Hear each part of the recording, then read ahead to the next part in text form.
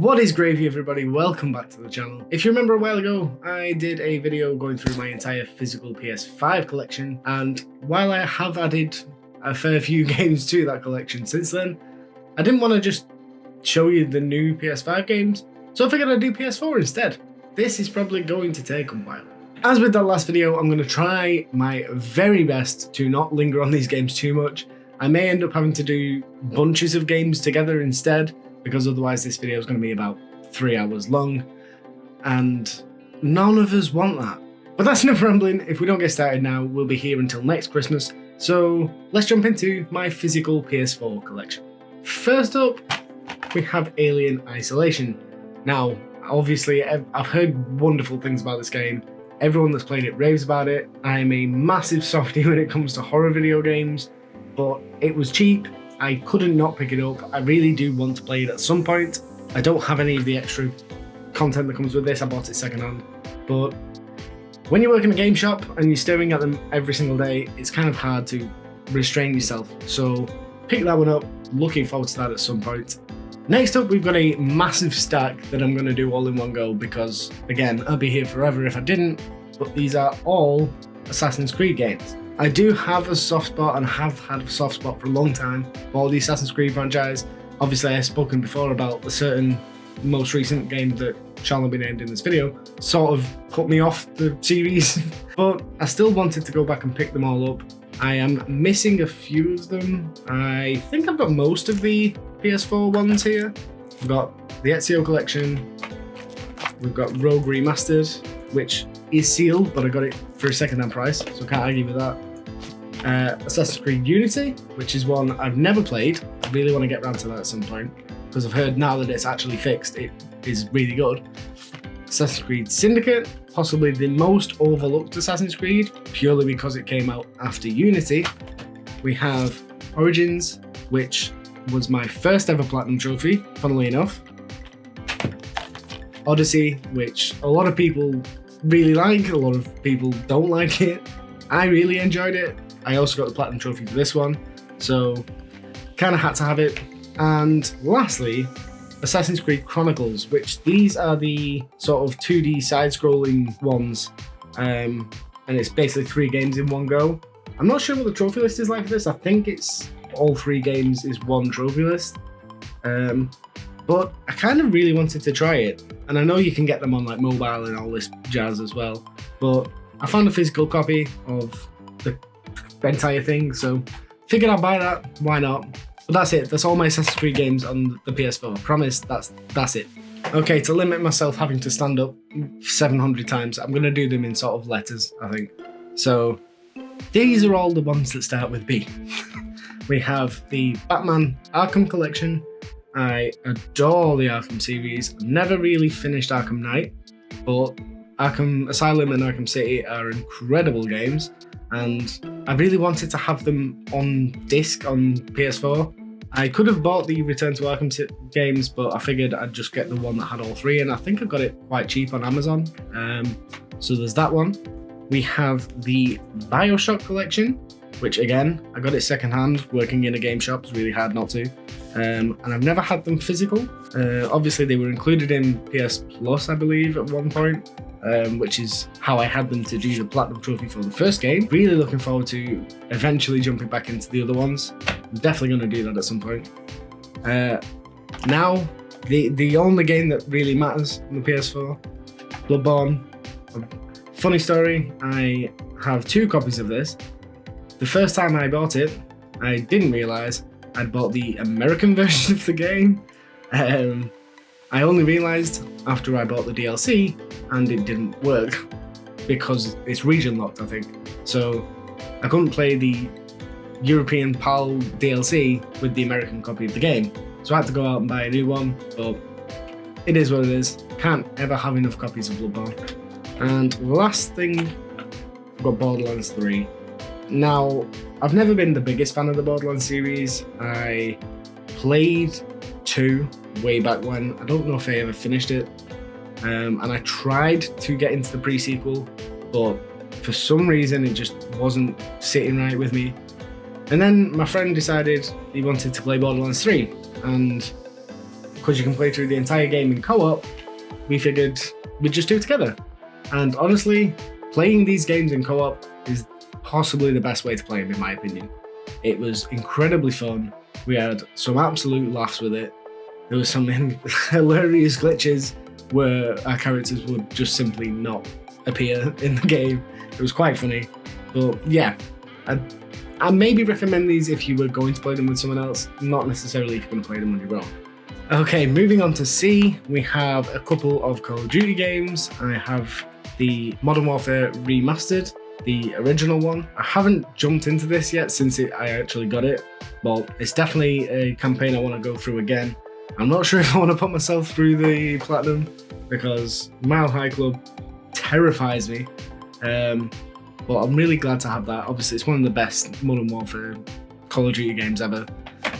Speaking of Modern Warfare, we have the rebooted Modern Warfare as well. Obviously, I got the Platinum Trophy in this one. This was probably one of the easiest Platinum Trophies on any Call of Duty game. Yeah, it's just a really, really good sort of 5-hour game if you really wanted to just play through something.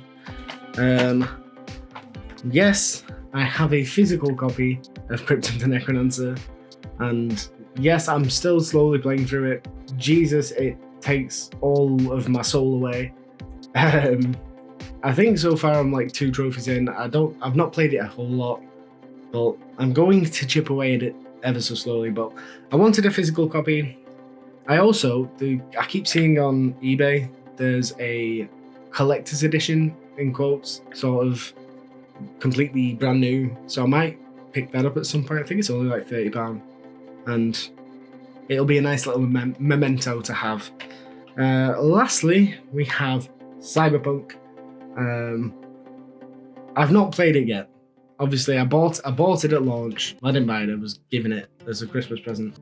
And while it ran okay on the PS5, I wasn't willing to put the time into the game because they kept saying that there was a game-breaking bug every 5 minutes, like at certain points, and every time they fixed something, there was another game-breaking bug. Now that the next-gen versions are out, I may jump back into this at some point because it does look amazing. It really does.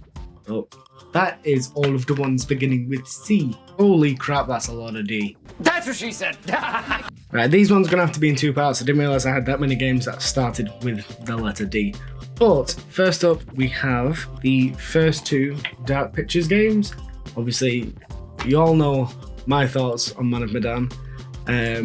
I do actually have all of them. I have all 4 of them, including the Devil Inside, is that what it's called? I haven't tried it yet, but I do like these games as sort of a B-movie horror film, sort of stick it on, play through it, enjoy the goofiness, and then put it down.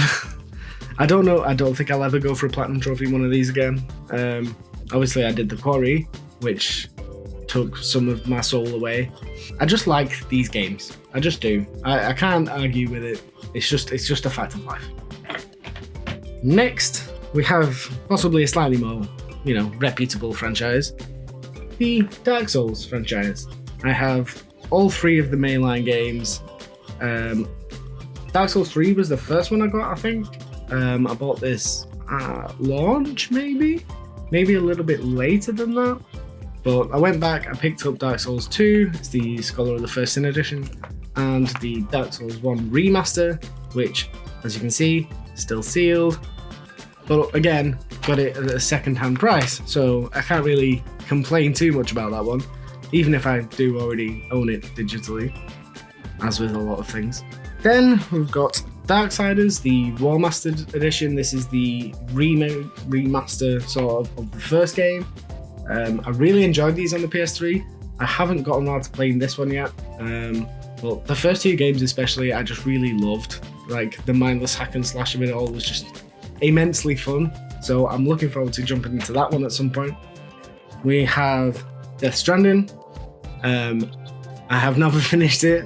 I think I got like chapter 3, I think it was, which from what I can tell is where the game starts to get a bit, faster and a bit more ramped up. And I obviously stopped right before that happened, but at some point I might go back to this one. I'm not promising anything though. It's like a 100-hour platinum, and while it does look cool and it's got some interesting ideas, I don't think I can deliver parcels as Norman Reedus for that long. I don't think it's going to happen. Next up, we have the original Destiny, which I'm not going to lie to you, I have no care for this at all.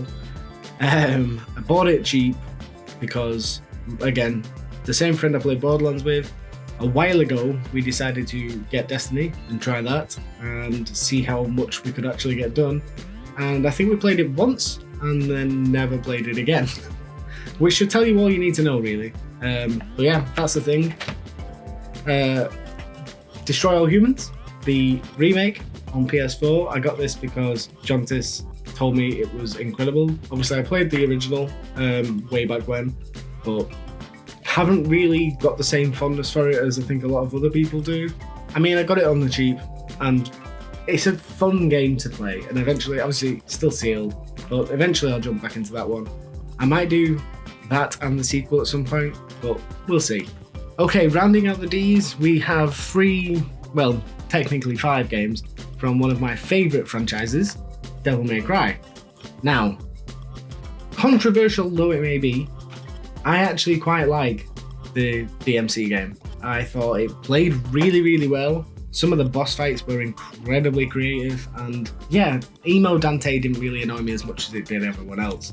But I also have the HD collection of 1, 2 and 3 and Devil May Cry 5.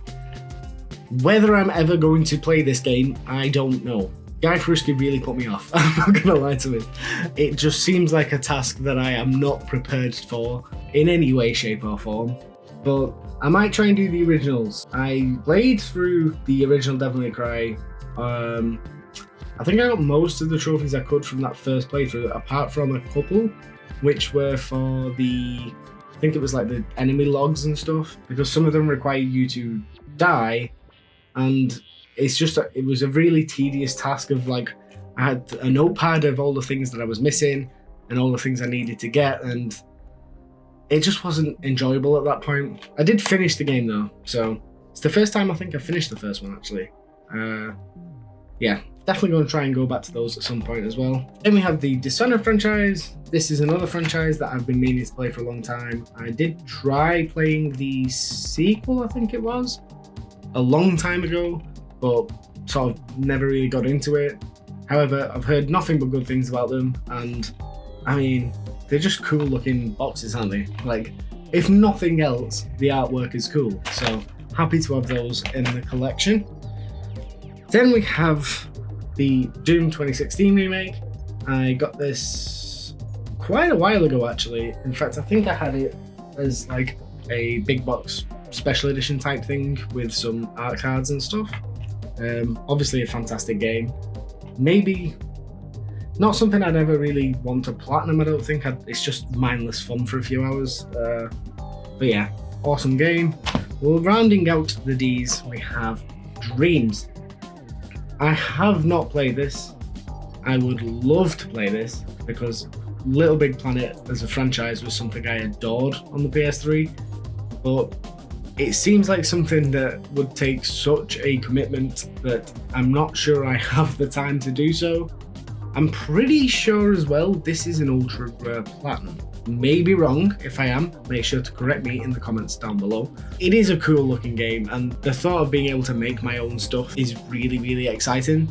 So maybe at some point I'll jump into Dreams. I know they have like, it's a whole ecosystem around this game now, and it just looks really cute as well, doesn't it? Okay, so I only have one game that starts with E, so we'll get that out of the way. Is the Evil Within, the first game. I tried playing this, but again, I'm a massive wimp when it comes to horror video games, and the guy at the very beginning terrified the life out of me, so I sort of put it down. Again, I'm pretty sure this is a insanely difficult platinum purely because of the, is it Akumu difficulty? Maybe I'll try this at some point. Maybe it could make for a fun video of me attempting to get the platinum in this, but who knows? Moving on to F, we have FIFA 20, which is the last FIFA I think I actually bought. mainly because I sank way too much time into it. In fact, I might have bought 21. I might be telling you a lie, but yes. Yeah, I ended up sinking way too much time into FIFA as a franchise, to be honest, and it was detracting from other games that I wanted to play. So I'd made a conscious decision. I wasn't going to bother with them anymore. I don't regret doing it. I do miss it a little bit. I have been tempted several times to buy FIFA 23, and I've remained strong. Not that the amount of people that tell me to boost it is, getting any smaller. But we move on to a much better, in my opinion, franchise. The Final Fantasy series. Now, these are almost all of my PS4 Final Fantasy games. I do have 7 Remake, however, I lent it to my cousin because he's never played it, so he's playing through that. Plus, I have the PS5 version, I don't really need it. So we've got 8 Remastered, which is sealed because I haven't played it yet. I have never played Final Fantasy VIII. In fact, I don't think I played any of the PS1 Final Fantasies. I know, shock, how dare I? But yeah, I just wanted it, to be honest. I've been low-key trying to get all of the Final Fantasy games, or at least all of the mainline physical ones anyway. So that was part of that sort of. We have Final Fantasy X and X-2 Remaster. I own 3 copies of this game. I own it on PS4, PS Vita, and Nintendo Switch, and haven't played through any of them. But I really, really love this game. This is the one that I sort of remember the most. Not necessarily from me playing it, but from watching my brothers play it. So I kind of had to have that one. Similar to Final Fantasy XII, this is the one that I have the most fond memories of playing. And I know a lot of people didn't really enjoy this one too much. Was it the Gambit system? A lot of people didn't really vibe with that, and it's sort of a little bit MMO-y in the way it plays. But I loved the story. I loved all of the characters in this game, and when they released a remaster, I'm gonna get confused between those words a lot. For the PS4, I absolutely had to do it. So yeah, can't really argue with that. Not really the same can be said for Final Fantasy XIV, which is yeah. I think this is just the first 2 expansions. I don't even think it includes the actual game. I think you have to get that separately. But I mean, it was about £4.30 or something ridiculous. And like I said, I have a massive compulsion to just buy physical games, so had to take that one up. Final Fantasy 15. This was one of the first games I really got into on the PS4. In fact, I have the Final Fantasy PS4 Special Edition Slim model down there on the shelf, which I think is when I got this game actually. Not this one. This one is one I bought last year, or this year, one of the two, because I only had the Steelbook, and again, one of my weird things is I don't like having steelbooks for games if I don't have the actual box, so I bought this off eBay for next to nothing, basically. And last up, we have Final Fantasy Type 0, which is a very strange Final Fantasy game. I really did try to get into it a lot. In fact, I think I've started it twice, and the last time I got further, but I still didn't get too far into it. It's just a very strange game. There's something like 14 or 15 playable characters. It's almost like a proper war simulator Final Fantasy. I think this is possibly the most brutal Final Fantasy game. There's actually a lot of blood and things in it, so yeah, there's that, but trying to get all of them, and I feel like we've made some decent progress with it. Right, we'll do the last few games off this shelf together because there's only like 1 or 2 per layer. So, God of War 2018, obviously don't really need to say anything about this one. I am a bit annoyed because it is a PlayStation Hits copy, not the sort of standard coloured spine. But, you know, it is what it is. I'm not really that bothered about it. Like, if I was, I could very easily go out and get a copy of this game without the PlayStation Hits. But, I mean, I'm more than happy to just have it in the collection anyway. Similarly to Hellblade, I love this game. I absolutely adore it. I think I've spoken about it before on the channel, and I bought it digitally and I had to buy it physical. It's one of my favourite games. It's also a very easy platinum trophy. There is one missable trophy, which is for collectibles, of which there are only about 12. Do yourself a favour, play through this game, play through it with headphones, you will not regret it. I also, of course, have Horizon Zero Dawn. Again, not much I need to say about this game. Absolutely adore it. Adored every single second of it. I was a bit annoyed because obviously I finished the game, wasn't really into trophies, so left it. I went back to it, and clearing up the collectibles in this one in particular was rather frustrating because there are so many of them and the map is huge. However, the game itself is fantastic, and yeah, I couldn't not have it on the shelf, could I? I also couldn't not have It Takes Two. However, as you can see, my copy is still completely sealed. That is because when I've played through this game, I played it at my friend's house. We did couch co-op, and yeah, so I have played through the game. I just haven't played my copy of the game. But it's really, really just a fantastic game. Obviously, I'm pretty sure it's won Game of the Year last year at the Game Awards, and it's easy to see why. It's such a unique, well, couch co-op shouldn't be unique anymore, should it? But it is. So it's just nice to have that sort of thing. And I've just realised it's got a weird EA sticker on the back. Don't know why. Anyway, that's that one. We also have Star Wars Jedi Fallen Order, which with the new Jedi Survivor game coming soon, I may play through this again on the PS5 upgrade, which I hope is free. I haven't actually checked. I don't really want to have to buy the game again. Can't really say much about this one. Awesome game, really, really good. Platinum's pretty easy. Some of it's a bit frustrating, but yeah, it's just a really good single player Star Wars game, which who can say no to that?